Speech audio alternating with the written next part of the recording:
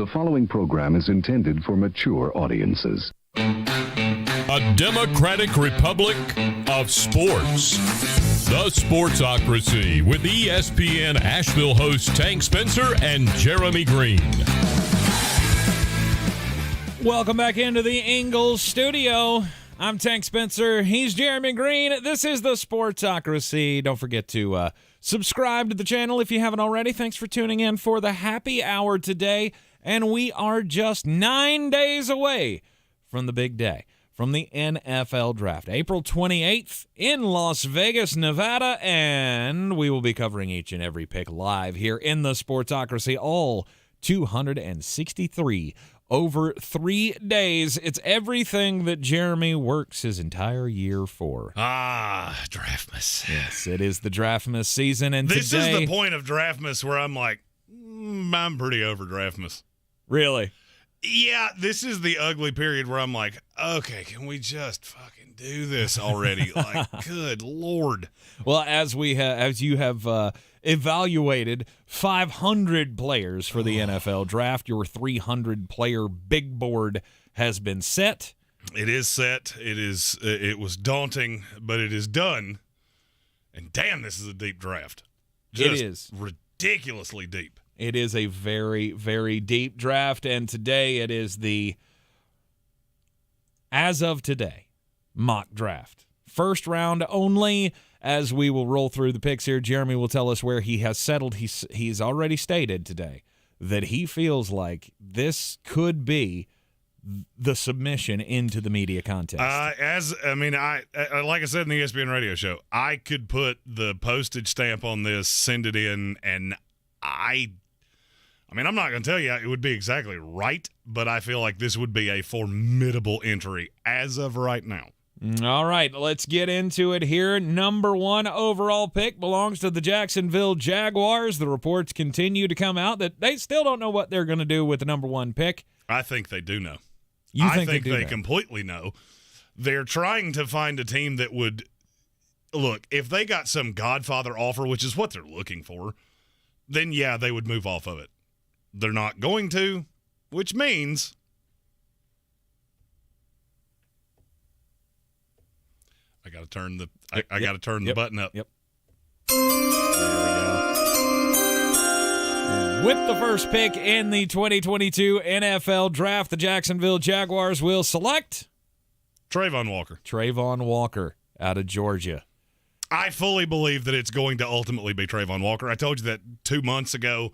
There's too much smoke on Aiden Hutchinson, too much, yeah, but this, and yeah, but that.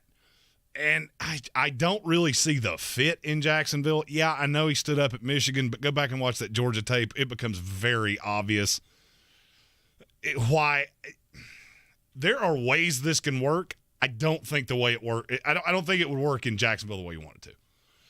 Plus, there's just not many GMs that I think are going to get duped by Trayvon Walker the way I think Trent Baalke will. Mm-hmm. I mean, look, any guy that the range of potential outcomes with him are Eric Armstead to Khalil Mack.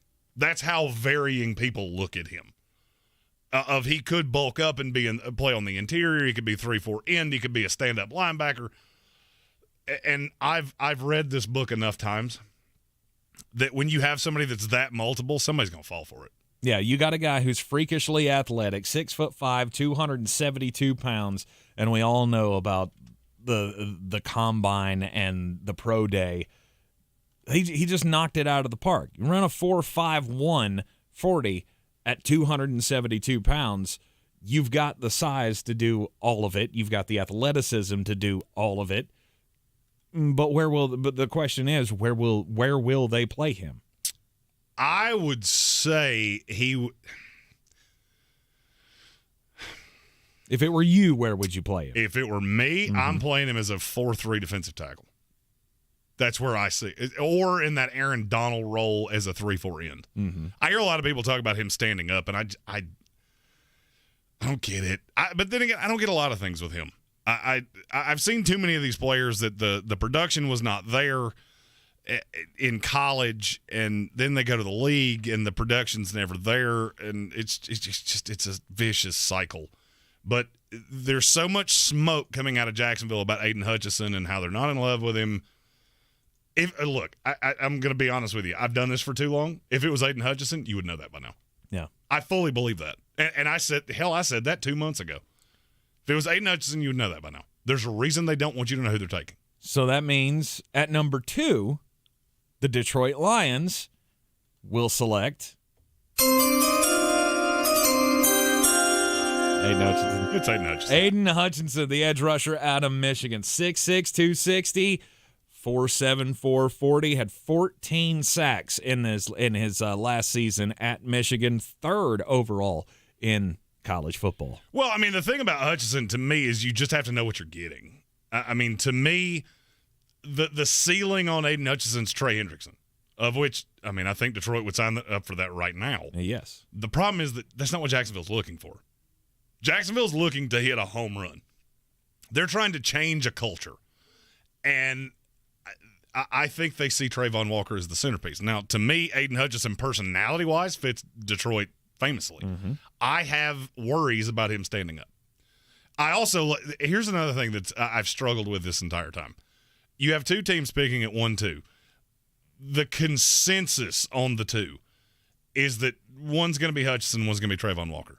I don't think pass rusher is the biggest need for either of these 2 teams. Mm-hmm. So then it gets into rotations and just a lot of that I don't love. I've said from the get-go, if I was either of them, I would take Ike Ekwonu. Well, if I was Jacksonville, I'd take Ike Ekwonu. If I was Detroit, I'd take Kyle Hamilton. Mm-hmm. Or Sauce Gardner. Or there's several players I really like.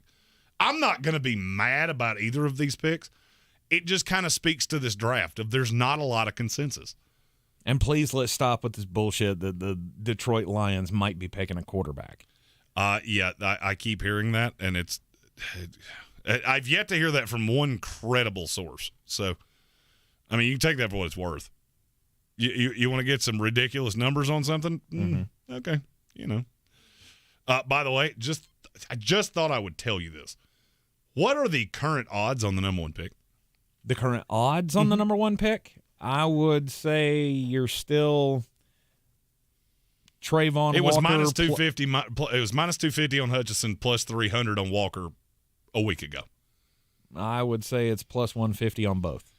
It's plus 175 on Trayvon Walker, minus 180 on Aiden Hutchinson. Oh, okay. Vegas doesn't know either. I was the first one. Mm-hmm. I scoured the internet. I was the first one to see Trayvon Walker at 1, and nothing has changed. No. At number 3, the Houston Texans now on the clock, and they have their choice of an offensive lineman. Mm-hmm. And will they take it? And this is where things have gotten a little different.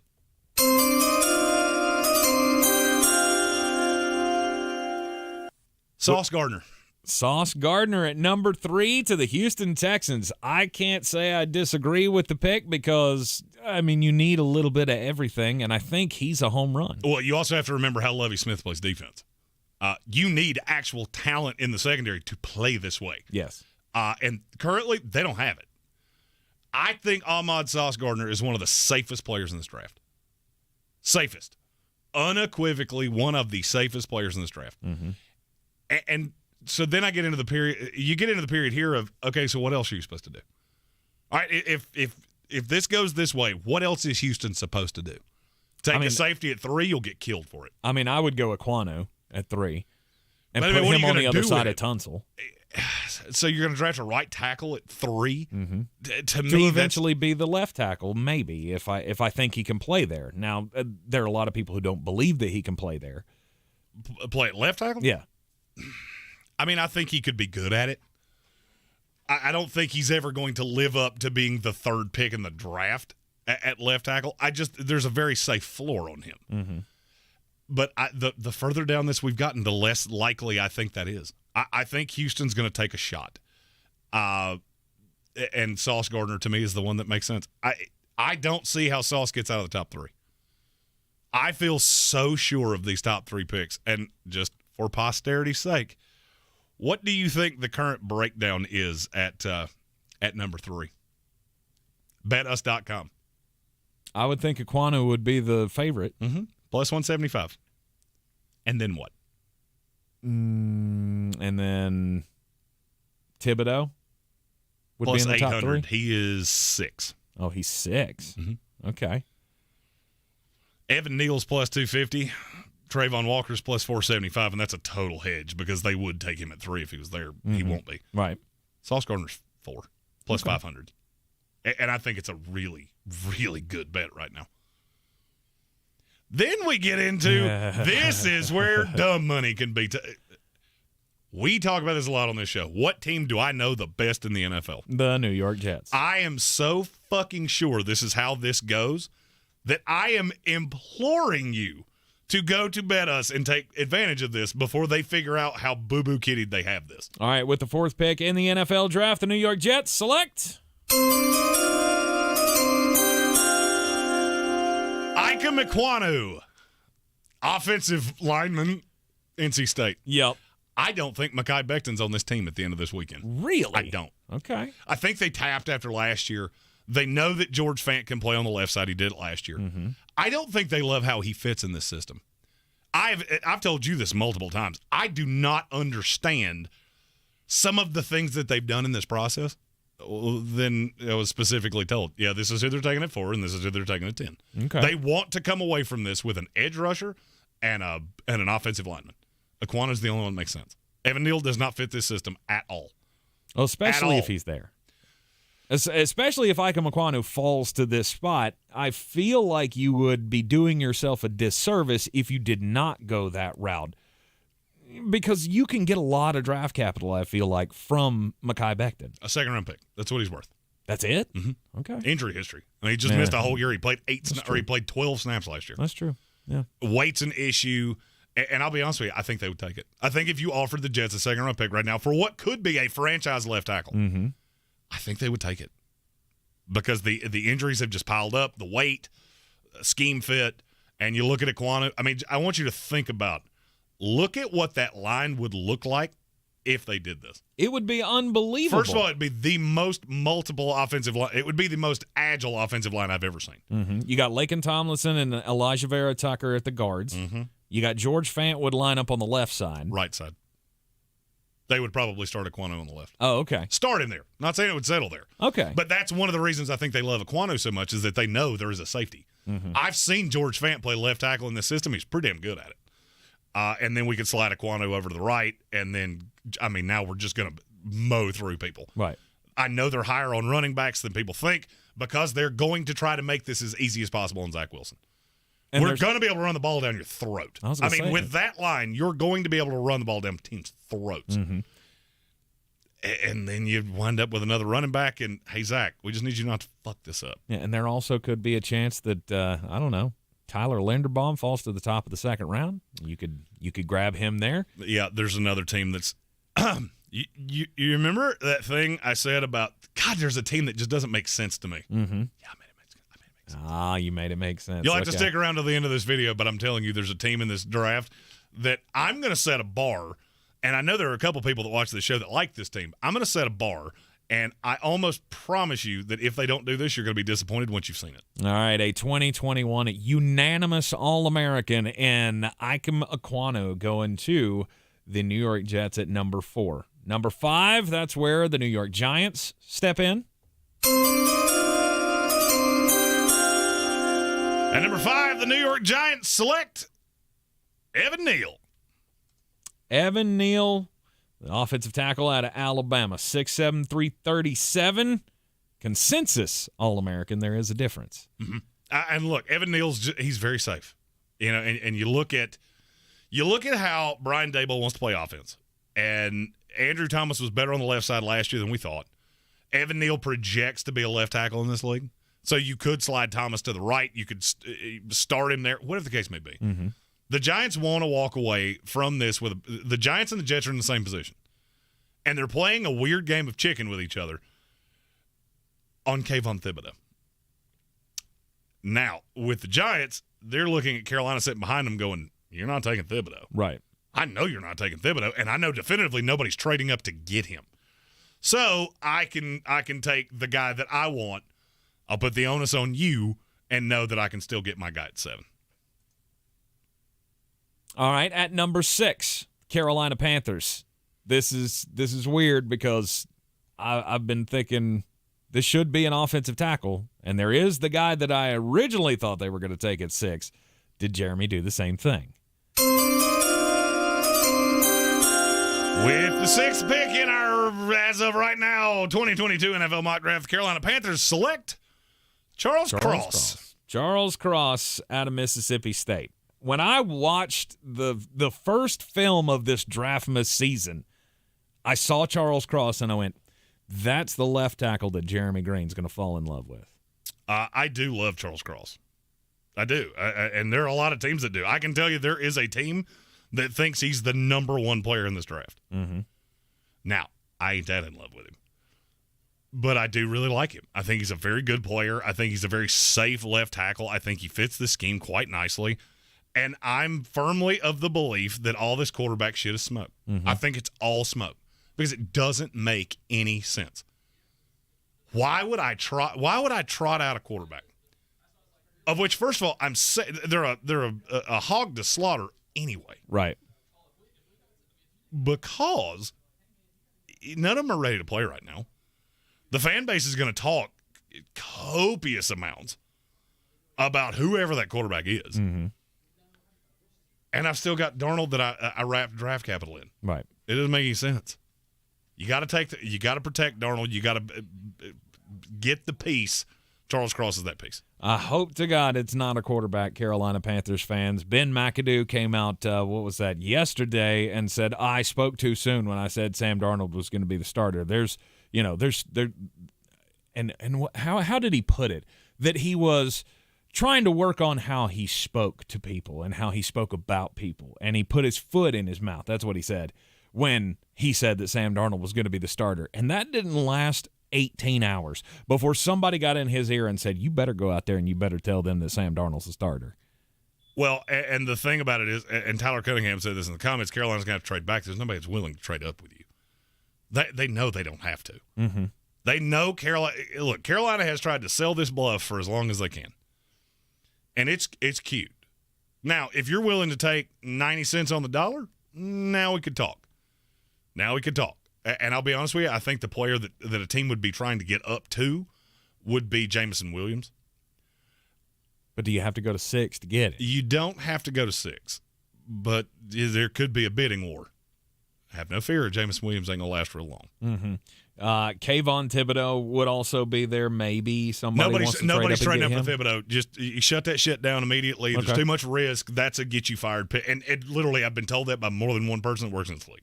That's a get-you-fired pick because you give up draft capital to get him. There's just a lot of things about Thibodeau, and you know what? Let's move on to Number 7 because I'll give you one guess as to who it is. With the 7th pick, the New York Giants select Kayvon Thibodeau. Kayvon Thibodeau, the edge rusher out of Oregon, 6'4", 254 pounds, runs a 4.58, 7 sacks this past season, 2 forced fumbles, but there's a lot of questions about attitude and motor. Well, and the motor thing I think is bullshit. That goes into you're playing at Oregon. And look, Oregon's a fine school. Mm-hmm. This kid has been hyped to high holy hell since the minute he stepped on campus. Right. The thing that's terrifying to me about Thibodeau is talking about the NIL deals. He's told anybody that will listen he was making $500,000 a year in name, image, and likeness. And he's literally said it so many fucking times that you look at it and go, okay, so what's going to happen when you start making big boy money? Mm-hmm. Like real big boy money. That scares you. The thing he said about Alabama of I could be a champion or I could play for the greatest franchise in the world. And he was talking about Nike, not Oregon. That scares people. He's just very brash. He's very cocky. But if you're the Giants, you sit here at 7, you sit in the same spot. This is a pick you got from the Chicago Bears last year. Mm-hmm. I'm not saying it's a free pick because it wasn't. It wasn't a free pick, but you got the guy you wanted last year. They wanted Kadarius Toney. I'm not going to say it was widely known because we thought they wanted him further back. Right. But this is a pick that you can take the risk. And the risk is there for sure, but the upside is tremendous. Mm-hmm. I mean, if he comes in and is Lawrence Taylor, then, yeah, you're a fucking genius. And that's the game of chicken that the Giants and the Jets are playing. Kayvon Thibodeau's going to wind up in New York one way or the other. He's either going to be a Giant or he's going to be a Jet. Question is which one's willing to do it. To me, the way that this becomes safe is because the Giants picked the second time first. They're the earlier of the two New York teams to pick a second time. So they will take Kayvon Thibodeau and they will stand him up on the other side from Quincy Roche. No, he would be the replacement for Roche. Oh, okay. Yeah, Roche would then become a situational pass rusher, which is what he should be. Okay. At number 8, the Atlanta Falcons. Not so fast, my friend. We have a trade. We have a trade. It's the Atlanta Falcons and what? But okay, my button's not working. Damn it! Oh, hold on. What? But okay, my buttons all went away. Son of a bitch! Wait for it. I had buttons. I had all the wonderful buttons, and now I don't have buttons. Well, can you just make the sound yourself? Or? Well, it's not a sound. It was supposed to be a thing. No. Dropped. No. Yeah, I'll have to put it in post. Okay. The Green Bay Packers. Oh, the Green Bay Packers jumping up to 8. Yeah, the Packers trade off 22 and 28 to come up to 8. Here's the thing. There's a huge drop-off from these receivers. And I did not necessarily realize how vast of a drop-off there was until I kept hearing this. Jameson Williams is going to – and here's the range of things I hear. Jameson Williams going in the top 10. Not every team is as sold on Drake London as you are. And there is a huge drop-off from the first and second receiver to the rest because there is a huge but with all of them. But the knee. Don't worry about it. Don't worry about it. Teams aren't worried about it. It is what it is. Mm-hmm. Green Bay is a team that needs the guy, and Jameson Williams is the guy. At the end of the day, that is the guy. And we're not going to worry about the games that he's going to miss. I don't care. Right. Because I'm in a dog shit division. Right. Because when do we need to win games? At the end of the season. In the playoffs. Right. This is the deep threat that I'll be honest with you. Aaron Rodgers has never managed. He's never had a deep threat to this extreme. And so, yeah, you're going to have Lazard King and Cobb and all these other little pieces. Jameson Williams, the guy that takes the top off. And, yes, he's worth that. 4.25 speed. He blazes. He's got great hands. I love this. I mean, I originally thought Green Bay, maybe they should take 2 wide receivers, but they don't really need to now that they have all. Here's the thing, and I'm telling you, I'm saying this for this, and okay, there's another reason I'm saying this too. Okay. Having 2 rookie receivers start at the same time is a recipe for disaster, and there are 2 teams that know that. One of them's the Jets, I guess. Nope. There's only a handful of teams that have 2 first-round picks that really need a wide receiver. The Eagles. You are shitty at this. The Kansas City fucking Chiefs. About? Oh, okay. Yeah, they have 2 picks in the first round. And guess what? They don't anymore. Because at number 9, the Seattle Seahawks find what they're looking for. A trade-down partner in the Kansas City Chiefs. Okay. I'll put the graphic in post. I'm very sad that it's not there. Oh.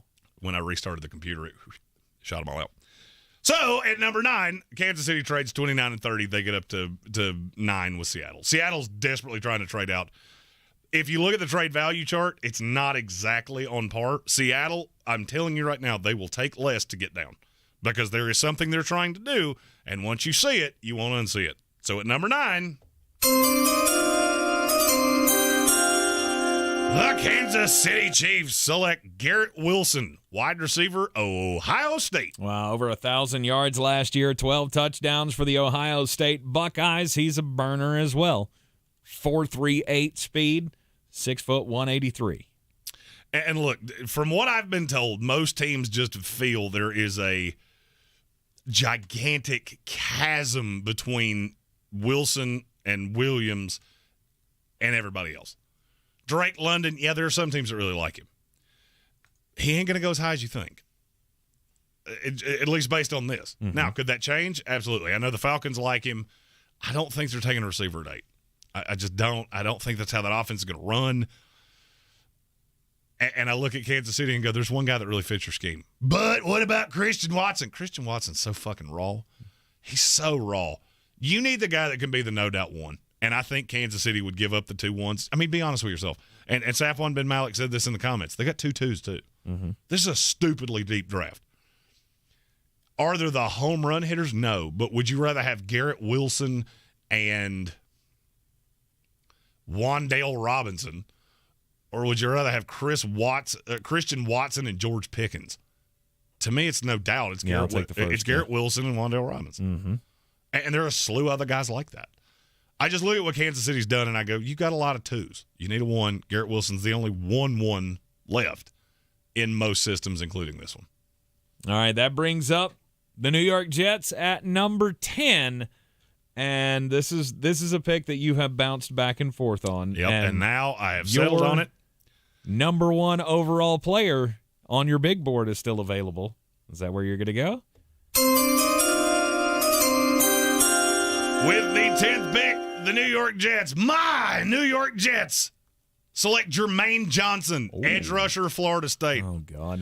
So here you go. Jermaine Johnson, the Georgia transfer for Florida State, who was the defensive player of the year in the ACC this past year. Let's play a fun game. Odds on the Jets pick at 4. Give me the top 3. The top 3, I think it would be Sauce. Plus 400. Ekwonu. Equano's plus 850. Ooh. Wow. Just throwing it out there. Hamilton. Kyle Hamilton is plus 1,400. Wow. I'm going the wrong way. Mm-hmm. Kayvon Thibodeau is plus 275. Jermaine Johnson's plus 400. Really? They're trying to tell you what I'm telling you. And there's a possibility that the Jets just take him at 4, even with Ekwonu on the board. That's entirely possible, and I'm going to level with you. The Giants are banking on it. The Giants think Ekwonu is going to be the one they get at 5. Yeah. See, to me, I'm calling the bluff. If I'm the Jets, I'm going to call your bluff. I don't think Atlanta's taking an edge at 8. Bullshit. I'll believe it when I see it. There is no shot you would take him that high. And I don't think anybody else is a risk. So I would call the bluff. That's just me. Could blow up in my face. The Jets love this guy. Okay. Jets absolutely love this guy, and I get it. I do. I get it. He fits and this is perfect for them. You got Carl Lawson on the other side. He's a hand in the dirt 4-3 end. Once it was pointed out to me, I couldn't unsee it. And now I look at it and go, if you walk away with Ekwonu and Jermaine Johnson, okay. I didn't love it when it was first said to me, but the more I thought about it, the more I went, okay. I could be very happy with that. I know. And here's the thing. Okay. I got to elaborate then. This was specifically said to me by somebody that's, let's say they're close to the organization. Robert Saleh he thinks he can trot out any corner as long as his pass rush is good. The tie will always go to the pass rusher. Jermaine Johnson's the one they're drunk in love on. I won't be shocked if he's the pick at 4. But I think it would go Ekwonu, Jermaine Johnson at 10, and then they would trade off Becton to whoever was willing to give them that level of pick. Well, I would think you would go with the linemen first because there are fewer elite linemen in this draft than there are. Well, that's the other thing is that to me, the chances of Jermaine Johnson and Thibodeau being off the board at 10 are slight. I just don't buy it. I think Atlanta's called too many times trying to do they've tried too many times to move down. So the Atlanta thing makes sense. The Seattle thing makes sense. And wait till you see what they do with that. Well, and if you've watched this for a long time, it's going to make a whole mess of sense to you. Rob Johnson, the Washington Commanders fan, excited to see if you're going to give him what he wants at number 11. At number 11, the Washington Commanders get my number 1 player. Kyle Hamilton, the safety. And look, you said it from the Florida State game that this guy is the best safety that's come out in a while. People are too worried about what he's running. He's going to be – he's so big. Mm-hmm. And you can play him at linebacker. He's just a modern-day NFL football player. Off-ball linebacker and safety are not valued tremendously highly at this point. But Washington has fallen in love with him. And I think that's where they go. I do. I think Washington's the floor on Kyle Hamilton. I know some people have talked about him lasting till Philadelphia at 15. I've even heard New Orleans at 16. I don't buy it. I never thought that made much sense. I mean, you just lost a franchise safety in Landon Collins. this would be a perfect replacement for him. You bring in Kyle Hamilton rather than go with Derek Stingley, who I had mocked to them for a long time. It's not so much a perfect replacement. It's just you have to know that you're going to get cute with him. He's going to be a piece, and he's just a great football player. And I've seen plenty of these guys, Buddy Rance. I don't care. Just a football player. He is a football player, and it would be an A+ for Washington, and I think it's what's going to happen. When you watched him chase down guys at Notre Dame, he did not look 4.6 speed. He looked faster than that. Well, and there were times that you saw the speed deficiency, but okay, so he's not a single high safety. Woo. He's not a single high safety. Whoop-de-fuck. Neither is Jamal Adams. You think the Jets really regret taking him at 6? I mean, I talk a lot of shit, but do you think Seattle's sad that he's on their team? No. Kyle Hamilton's a fantastic football player, and I think he would be great in Washington. All right, the Minnesota Vikings are up at number 12. Yeah, here's another one that once I saw it, I could not see it. With the 12th pick, the Minnesota Vikings select Derek Stingley Jr. I think this is his floor. Yeah, Derek Stingley Jr., obviously, we've talked about so many times. He had the great freshman year at LSU, and then it kind of fell flat. And so his stock has dropped. But, I mean, he ran a 4.37 at his pro day. Mm-hmm. So well, and that was yeah. debated. But, I mean, I'm just going to be honest with you. Derek Stingley is the last corner I remember like this was Darrelle Revis, where beauty was in the eye of the beholder. If he's in the right scheme, I think he's going to be fantastic. Mm-hmm. And I'll be honest with you, there are comps to him that you look at and go, good God, he could be that good. Instability at coordinator at LSU. And I feel like teams are just putting their fingers in their ears and acting like that didn't happen. The LSU defense has been a disaster the last 2 years. Mm-hmm.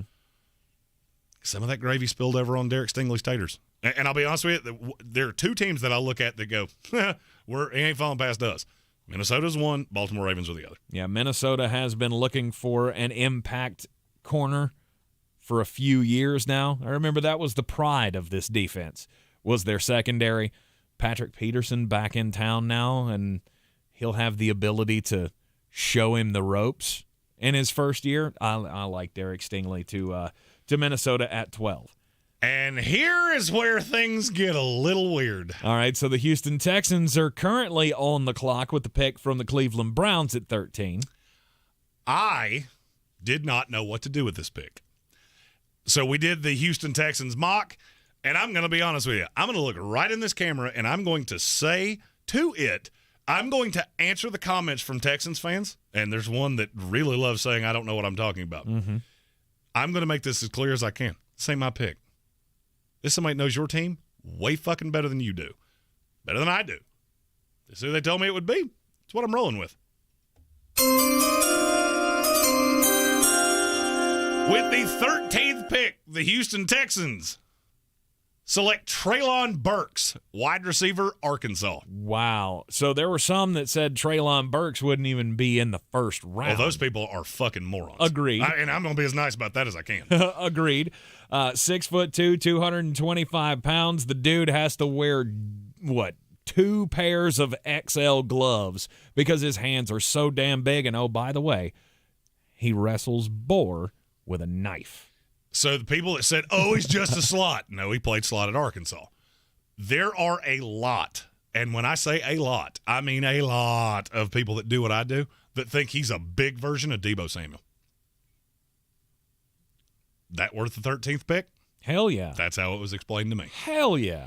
Here's what I was told from somebody that, like I said, knows that team way better than I do. They have 2 picks in the first round.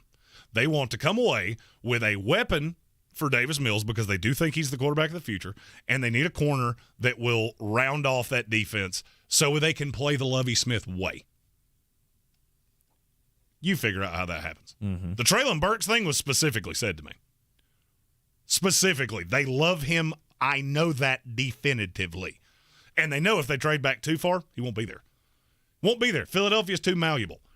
Philadelphia looks at this and goes, you know what? We could take him, or we could trade back and let somebody else take him. He has literally been on the radar of every team from 14 on. can't take the risk. Yeah. You got to get the weapon. And for whatever reason, they like Traylon Burks better than Drake London, who I like Traylon Burks a lot. I like Drake London better. But that's Houston. I said this is the as of right now. Didn't say it was my pick. When I don't know, I ask. And that's the one pick in this that I'm like, I keep looking at it going, God, one of these things just doesn't look like the other. And 31 picks feels so good to me. And then there's this one that I'm like, I love the player, but damn, that feels high. Mm-hmm. But then I started thinking about it. It ain't that high. I mean, I had New Orleans taking him at one point at 16. So, I mean, it's not that high. It's not. At number 14, the Baltimore Ravens. I believe if you've watched this for any period of time, you know what I'm about to say. With the 14th pick, the Baltimore Ravens select Trevor Penning, tackle, Northern Iowa. All right, Trevor Specifically, Penning. I mean, this is the worst kept secret in the world. He ain't getting past Baltimore. Mm-mm. They think he is a Pro Bowl offensive lineman. And in their system, they think he is the man. Some people will say, but Jordan Davis. I'm just telling you. There's a team that's drunk in love on him. If they were afraid Baltimore was going to snipe them, I wouldn't know this as clearly as I do. 2, they signed Michael Pierce. Michael Pierce and Jordan Davis are redundant. They just are. Mm-hmm. To me, it's too early to take Trent McDuffie. You just look at all the things they need. I don't say it's anything else. I mean, Baltimore has lined up to the point of, and here's the thought. This is Ronnie Stanley protection, because if something's wrong or he gets hurt again or whatever the case may be, they can slide Morgan Moses over the left side, play Penning on the right. If he's fine, you have Juwan James as a 6th swing lineman, Moses on the right, Penning on the left, and a guard in Penning. That I mean, I'm going to be honest with you. Trevor Penning is a guard in that kind of system. Mm-hmm. Could be Quentin Nelson level good. That's how big, strong, physical, fast, unbelievably talented he is. And Baltimore's one of the smartest teams in the league. And when you start hearing shit like this out of Baltimore, it tends to be true. So they are dead in love with Trevor Penning. They are dead in love with Trevor Penning. All right. Trevor Penning goes 14 overall to the Baltimore Ravens. That brings up the first of 2 picks in the first round for the Philadelphia Eagles. I told you this long ago, and now it is coming to pass. With the 15th pick, the Philadelphia Eagles select Jordan Davis, defensive tackle, Georgia. All right, so this is going to be the Fletcher Cox replacement for Philadelphia, or at least the next era. He's the next era. For that defensive tackle. He's the next era. He's going to be a situational player in the first year, and then Fletcher Cox will be gone, and they think this can be the centerpiece of their defense. I told you a month ago, Philadelphia's on Jordan Davis. I can't tell you I fully understand why, but the more time has gone on, it is that is one of the loudest player-team placements in the league. Philadelphia loves Jordan Davis. Mm-hmm. They love him, and there's nobody that's going to snipe them. Like I know there's been talk of the Chargers. The Chargers moving up to 12 in Minnesota. That would be for Charles Cross if he fell, or one of the other linemen. That's what he would be after. So all of these. This is where you have to read all the bullshit